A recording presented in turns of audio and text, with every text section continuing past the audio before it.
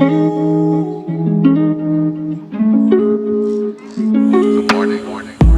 everyone, this is me Akshita and welcome back to the video. So in this video I will share with you realistic routine as a student of ninth grader. My morning started with a beautiful view and after that मैंने brush किया उसके बाद and फिर मैंने उसके बाद पूजा किया और मैं मतलब आफ्टर द ब्रश करने के बाद एंड शावर लेने के बाद मैं आ गई थी इधर पूजा करने के लिए।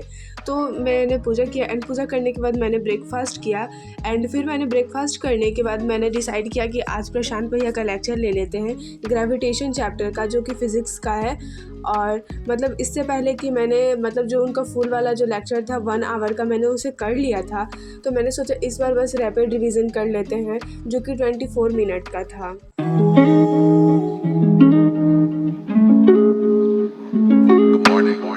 ऐसा होता है कि चैप्टर का थ्योरी बेस्ड जो क्वेश्चंस होते हैं वो सारे बन जाते हैं, जितने भी न्यूमेरिकल्स होते हैं वो सारे क्वेश्चंस नहीं बन पाते, बट प्रशांत भैया का लेक्चर देखने के बाद ऐसा लगता है कि बनने लगेगा। एंड फिर जो प्रशांत भैया के लेक्चर में ही वो मतलब न्यूमेरिकल्स भी करवा देते हैं, थ्योरी भी करवा देते हैं, टॉप 5 क्वेश्चंस भी करवा देते हैं और सच में बहुत अच्छा ही पढ़ाते हैं। तो अभी मैं कर रही थी इनका रैपिड रिवीजन और मैंने लेक्चर तो पहले कर रखा था, मतलब जब मेरा पेपर होने वाला था तो उस टाइम से पहले, बट पेपर में मेरा ग्रेविटेशन चैप्टर नहीं आया था, ग्रेविटेशन से पहले वाला ही चैप्टर आया था। तो इस टाइम मैंने सोचा था कि बस इनका रैपिड रिवीजन से समझ जाऊंगी। वैसे भी मुझे भी ज़्यादा देर पढ़ाई करने का मन नहीं कर रहा था और इस दिन था मेरा होली डे और मेरा स्कूल ओपनिंग था नहीं कि मैं स्कूल भी जाऊंगी और मुझे स्कूल जाने का कोई भी टेंशन वगैरह नहीं था। बस मुझे मतलब जो भी ट्यूशन जाने का टेंशन था वो था। एंड अभी हमारे ट्यूशन में केमिस्ट्री का चैप्टर 3 एटम्स एंड मॉलिक्यूल्स पढ़ाई हो रहा है, तो उसी चैप्टर का मुझे मिला था ये होमवर्क वैलेंसी याद करने के लिए। तो मतलब जितना मेरे इस वाले नोट्स में वैलेंसी था, मतलब सर ने बोला था पहले तुम लोग उतना याद कर लो, उसके बाद एक्स्ट्रा याद करना। तो मैंने सबसे पहले सोचा कि इतना ही याद कर लेते। तो सर ने होमवर्क दिया था कि इसे कॉपी पे लिख लेना और ट्राई करना लर्न करने का। तो आज तो मैं इसे लर्न करने वाली नहीं थी बिकॉज कल मुझे ट्यूशन जाना नहीं है, तो बाद में लर्न करेंगे, ऐसा सोच के मैंने बस आज लिखने वाला काम किया, जितना लिखना था उतना लिखा। एंड फिर अभी हमारे ट्यूशन में यही वाला चैप्टर चल रहा है एटम्स एंड मॉलिक्यूल्स, और स्कूल में भी यही वाला चैप्टर चल रहा था एटम्स एंड मॉलिक्यूल्स। एंड मैंने ये वाला चैप्टर प्रशांत भैया से पढ़ा भी है, जो मतलब मेरे पुराने व्यूज़ होंगे और जो मतलब पहले वाले ब्लॉग्स देखे होंगे उन्हें पता होगा कि मैंने वाला चैप्टर प्रशांत भैया से पढ़ा था। एंड फिर मैं चली गई थी दोपहर का लंच करने के लिए, जिसमें था चावल दाल एंड भुंजिया और उसके साथ था अचार, जो कि बहुत ज़्यादा टेस्टी था। और दोपहर के टाइम वैसे भी मुझे लंच करना यही था। एंड फिर मैंने सोचा, उसके बाद मैं सो गई थी एंड आफ्टर मैंने मतलब बहुत ज़्यादा देर का ब्रेक लिया था, क्योंकि हॉलीडे ये सोच के मैंने बहुत ज़्यादा देर का ब्रेक लिया। एंड फिर मैंने शाम को पढ़ाई करना स्टार्ट किया। सो मैंने इंग्लिश का ये बीहाइव का चैप्टर था रिच फॉर द टॉप, इस चैप्टर को समझना स्टार्ट किया और सच में बहुत ही अच्छा ये चैप्टर था।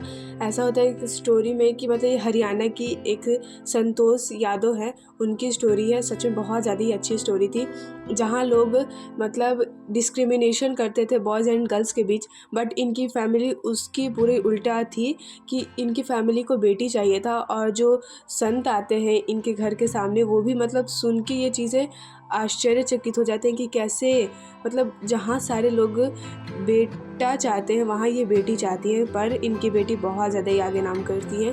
वो माउंट एवरेस्ट पे सारे लोग 1 टाइम जाते हैं, ये 2 टाइम चली गई थी। और ये ऐसी फर्स्ट गर्ल थी जो इतने कम उम्र में मतलब माउंट एवरेस्ट पे चढ़ी थी, और ये 20 साल की ही उम्र में माउंट एवरेस्ट पे चढ़ गई थी, वो भी 2 बार। और सच में बहुत ज़्यादा ही अच्छी स्टोरी थी।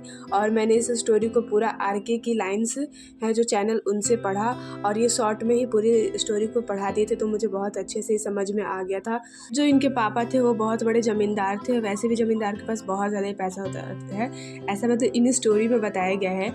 और ऐसा था कि ये मतलब फिर भी लोकल विलेज में जाती थी, क्योंकि वैसे भी थोड़ा बहुत तो माइंडसेट वहीं रहेगा ना। एंड फिर मैंने रात में सोचा कि इसे लर्न कर ही लेते हैं वैलेंसी को, तो मैंने इसी वैलेंसी को लर्न करना स्टार्ट किया कि मेरे लिए कल के लिए इजी हो जाएगा। तो आपको तो पता ही है, और मैं ट्राई करूँ और मुझसे हुआ भी नहीं।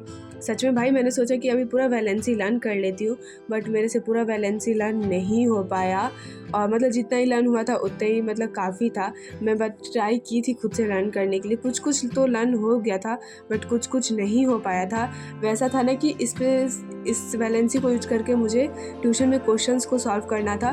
तो सर ने बोला था उसके लिए तुम लोग लर्न करके आना। एंड फिर मैंने बहुत मतलब सोचा कि ऐसे लर्न कर लेती हूँ, नहीं वैसे लर्न कर लेती हूँ। और मैंने सोचा फिर कोई बात नहीं, लर्न नहीं हुआ तो सर हमें मतलब एक दिन और का मेरे पास टाइम है।